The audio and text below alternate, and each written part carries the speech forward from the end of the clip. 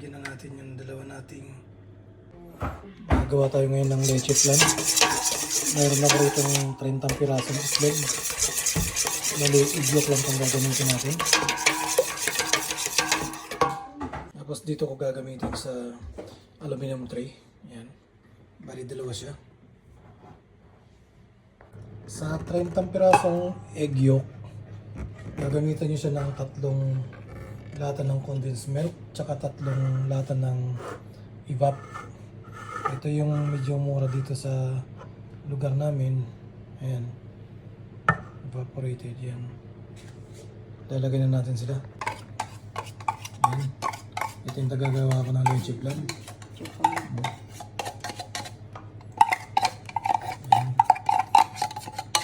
Magaling to sa leche flan. Paghalo-halo lang natin yan, yung condensed milk. Tsaka yung evap mamaya.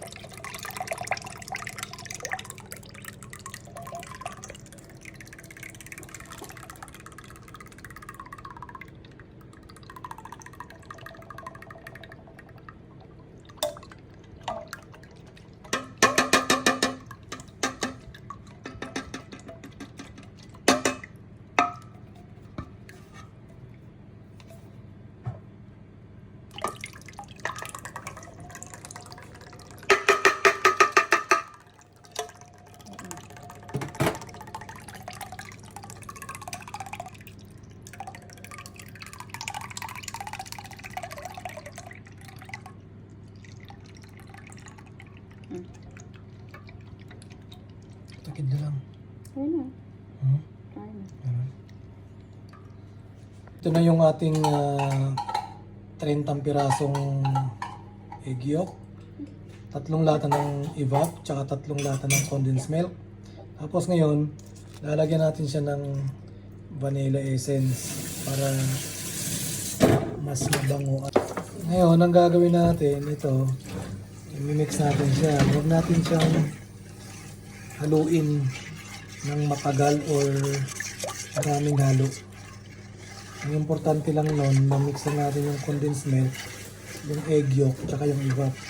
Kasi kung matagal nyo mahaluin ito, tagalan nyo ng halo, lalong bubula, magbabubble to.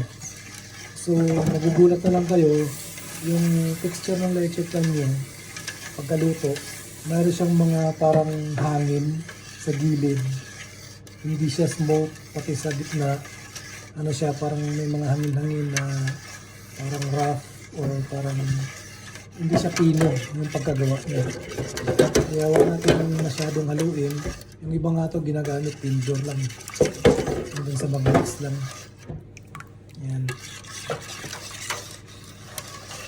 Huwag natin siyang haluin ng matagal yung itlog para hindi siya mapasokan ng hangin. So okay na. Ngayon, i-strainer na natin to. I-strainer na natin siya.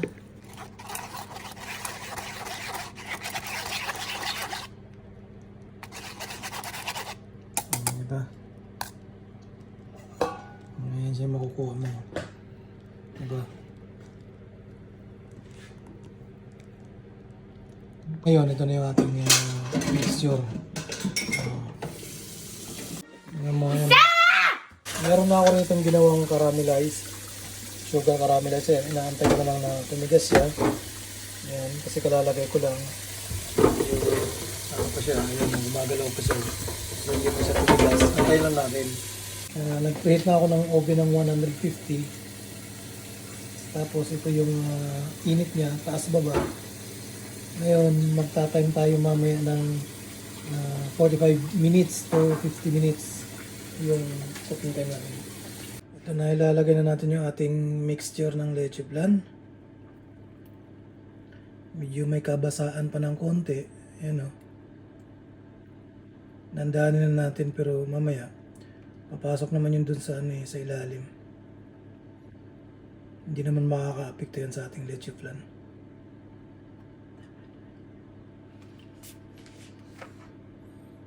Ayan, ito na siya, ang dalawang tray. Lalagyan natin siya ngayon ng hot water.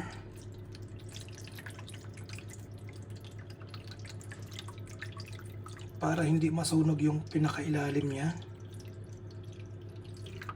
Ayan. Ganyan dapat. Ito na pala ang ating leche flan na ginawa kagabi.